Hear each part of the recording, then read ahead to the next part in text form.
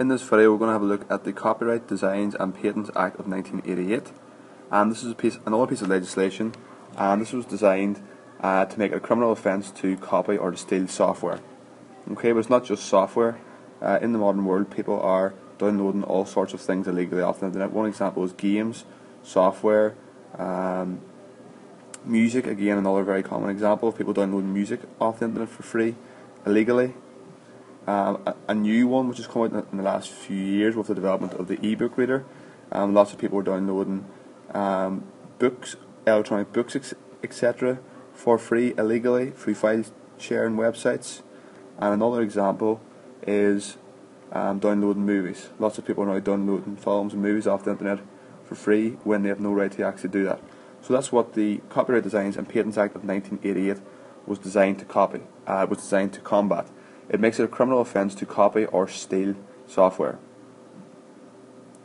What you're doing every time you do this is you're depriving the person who actually met. So behind every piece of software or song or book, there'll be a person who actually created that.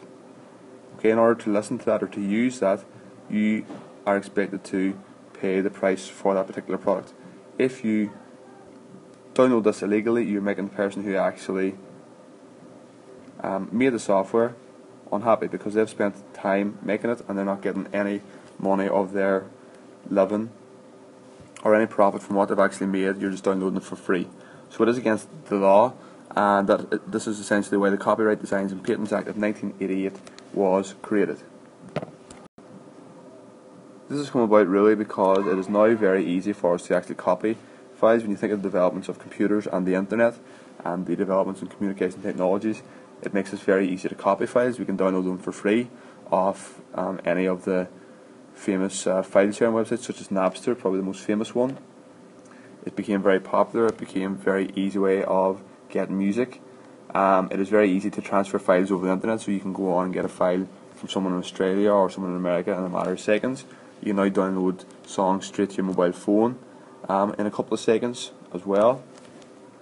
And a big part of the issue is that people don't actually see, because it's been done on a computer, they don't see it like they would, as if they don't see it like it's actually stealing. So most of the people who do this wouldn't actually go into the supermarket and steal a tin of beans or a pizza, but they don't see the problem with actually downloading these things illegally online. Even though it is still against the law, it's not seen in the same way. The main symbol that we think about when we think about copyright is this one over to the left. This C inside the circle. This is a symbol for copyright, and this is what we commonly will see. This will let us know if someone has been copyright protected.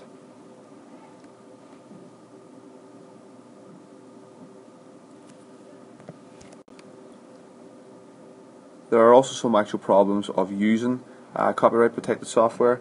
Mainly, obviously you're not going to be entitled to any technical support, so if you phone the company up and say you've got a problem with a piece of software, they're not going to help you, because you haven't bought that piece of software legally. You're not going to be able to also get the upgrades, so again you'll have to type in some sort of key, which usually comes inside different pieces of software, to actually upgrade it, so you're not going to be entitled to any of those.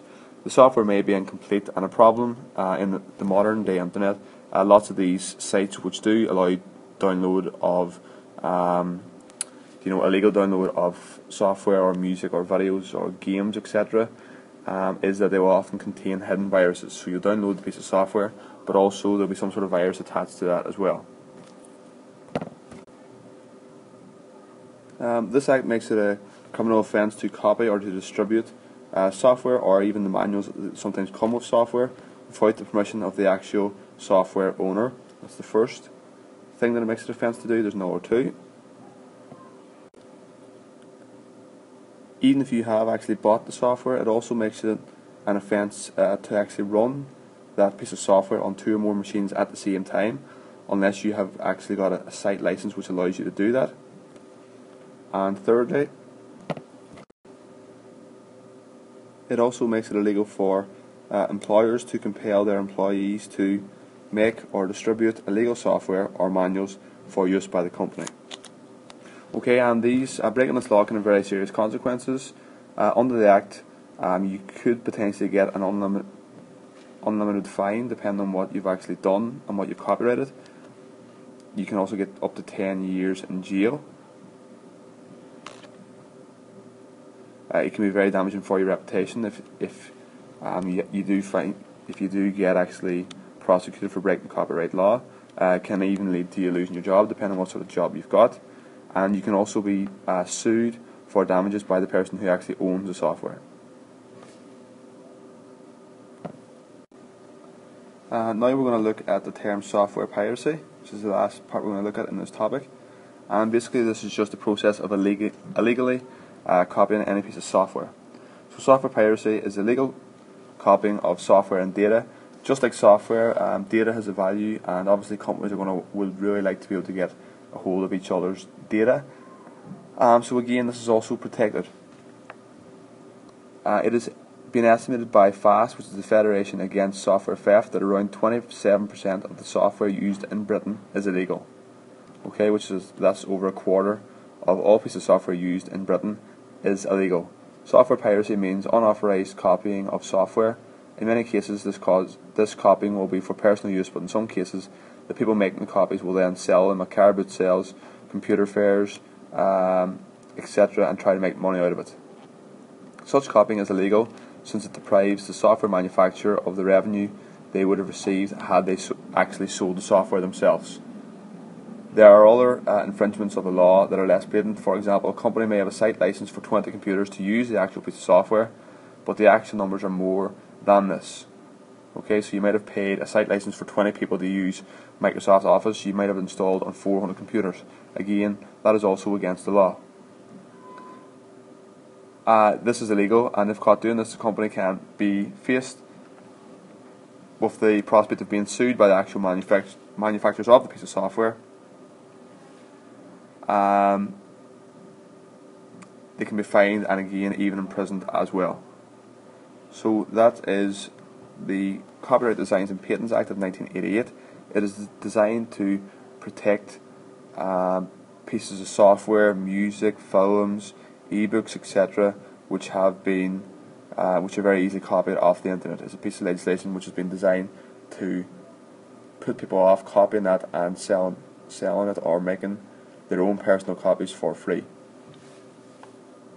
It can also be actually illegal to copy images or text without the permission of the person who actually created the image or has written the text. It can be illegal to force others to illegally copy the file. So you can't, for instance, if you're the manager of a company, you can't tell a member of staff to go and copy the files and give them to people, because again that's breaking the law. It can again be against the law for sharing digital music, illegally using peer-to-peer file sharing software. Again, the famous example of that was Napster, which allows users to easily share files over the internet. What people started to use it for then was for sharing music and video files. Again, this is illegal to download it or to take part in uploading files to those types of websites.